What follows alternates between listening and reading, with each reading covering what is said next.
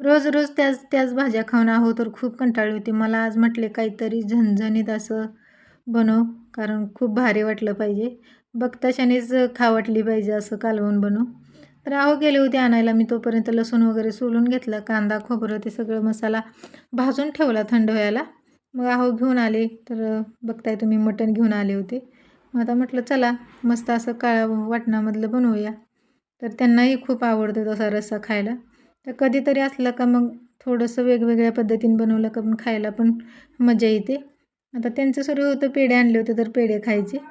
आता ते आणलं होतं मग मी लगेच हळद मीठ टाकून उकडून घेतलं. तर मुलांनाही भूक लागली होती पण म्हटले चला आईस्क्रीम खाऊया. त्यांनी बनवली होती म्हणले होते काही शांत बसत नाही.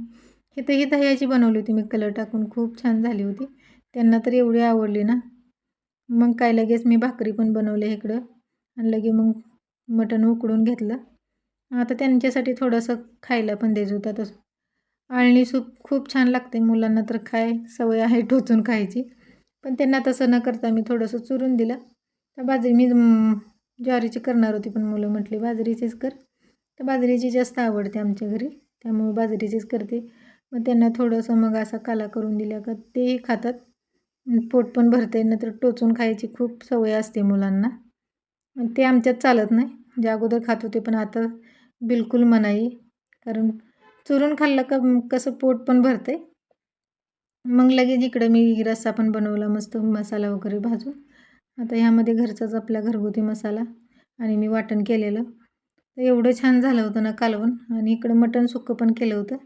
आता हे ग्रेव्हीमधलं मटण होणं तर खूप आवडते. असं केल्यावरच त्यांना पोटभर जेवण केल्यासारखं वाटते. बघू शकताय तुम्ही एवढं तरी तर खूप छान आली होती. आणि ग्रेव्हीमधलं पण एवढं मस्त झालं होतं. तर कोणाकोणाला असं आवडते मला कमेंटमध्ये सांगा.